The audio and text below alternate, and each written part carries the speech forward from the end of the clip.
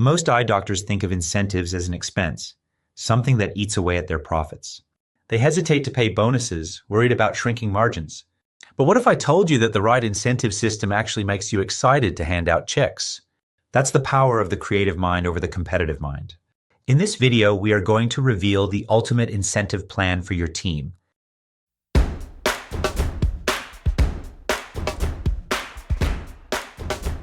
In my last video, we talked about fertile ground and how your patient makes decisions more based on feelings than on facts. Today, we're going to expand on fertile ground, guys, for the team. Incentives are the fuel of any growing business. It's a fact. When structured right, incentives drive behavior.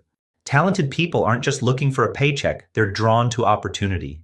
If you want to attract and keep top performers, you have to give them a reason to grow with your practice. The best employees don't just want a job, they want to make an impact. A well-designed incentive system creates a do more, get more culture, rewarding those who contribute to your success. But here's the key. Incentives should always be performance-based and tied to a measurable statistic that the employee has direct control over. If their actions make that number rise, they should share in the success. But never under any circumstances should you reward below average results. Any number you track is proven to improve.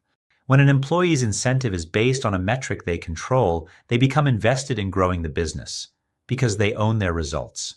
Suddenly, it's not just you pushing for growth. You've got an entire team focused on moving the needle in their area of expertise. What Wallace Wattles taught us in The Science of Getting Rich isn't just about money. It's about how we think and how that thinking shapes our results. There he goes again, referencing another book. It's a great book. Guys, I highly recommend reading it. It's out of print as it's over 100 years old now. But in it, he describes two opposing mindsets, the competitive mind and the creative mind.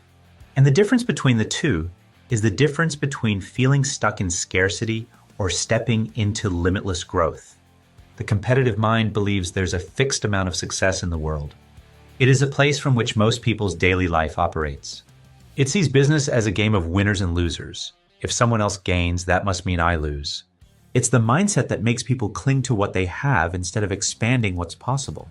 It makes doctors afraid to invest in their own teams, hesitant to reward performance, and obsessed with protecting their slice of the pie instead of baking a bigger one. The competitive mind is exhausting. It leads to constant comparison, fear of loss, and worst of all, self-imposed limitations. Now contrast that with the creative mind, the mindset that creates rather than competes. The creative mind understands that value isn't fixed. Money isn't a zero-sum game. Success isn't about taking from someone else, it's about building something new, something better, something bigger. This mindset doesn't stress over losing because it's too busy expanding. When you think creatively, you stop looking at money as something that's scarce and start seeing it as something that flows. You stop worrying about paying incentives or reinvesting in growth because you realize you're not taking a loss. You're multiplying your returns. A doctor with a creative mind doesn't stress about rewarding staff because they understand that the incentives they pay aren't expenses, they're fuel. They generate more business, create more value, and expand opportunities. Here's the real impact. When you operate from a competitive mindset, you hold yourself back. You live in fear of someone else getting ahead. You hesitate, delay, and miss opportunities because you're stuck thinking about what you might lose. But when you step into a creative mindset, everything changes. You stop worrying about, what if it doesn't work? And start asking, how can I make it work bigger? You stop seeing investments as risks and start seeing them as accelerators. You become free to scale, to innovate, and to lead in a way that others, those stuck in competition, never will. Wallace Wattles didn't just write a book about getting rich. He wrote a book about thinking in a way that makes you rich. Not just in money, but in opportunity, in impact, in freedom. And that's the lesson that separates those who struggle from those who build legacies. Now, here's where most doctors get it wrong. They think of incentives as an expense. But you're not paying out of your pocket. You're investing from revenue that's already been earned. If the work has already generated profit, why wouldn't you reward the people who help make it happen? Writing that check shouldn't feel like a burden.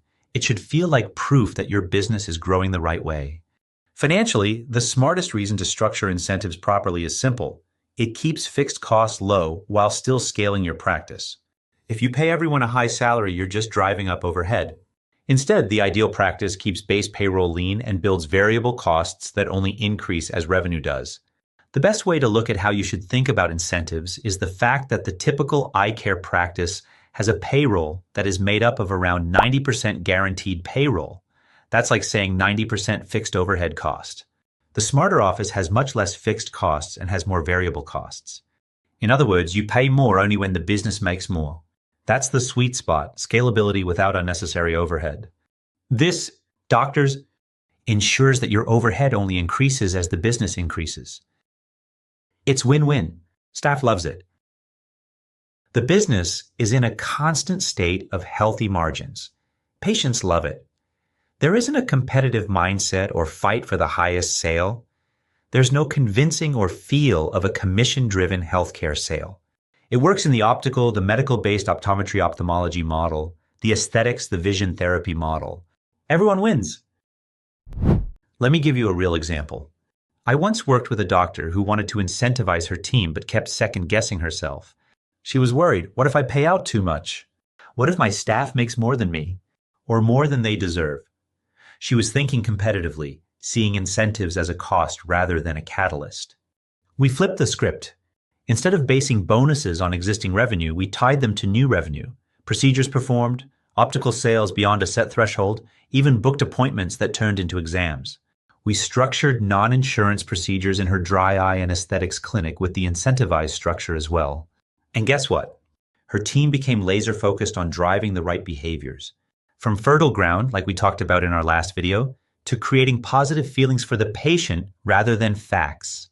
The doctor wasn't just comfortable writing bonus checks. She was thrilled because every check meant her practice was growing.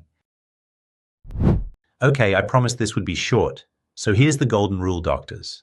If your incentives come from growth, you'll never feel like you're losing money. Instead, you'll be excited to pay them out because they're proof that your business is scaling the right way. And that's just scratching the surface. In my course, I show you exactly how to design a bulletproof incentive system that fuels your practice's growth while keeping your team motivated. I break down the formulas, the structures, and even the psychological triggers that make incentives work.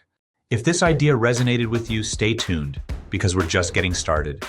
Hey again, doctors and staff, I hope you enjoyed this video and it stimulated some thoughts. Be intentional today, and as always, stay blessed by the best, and I'll see you on the next video, friends. Bye for now.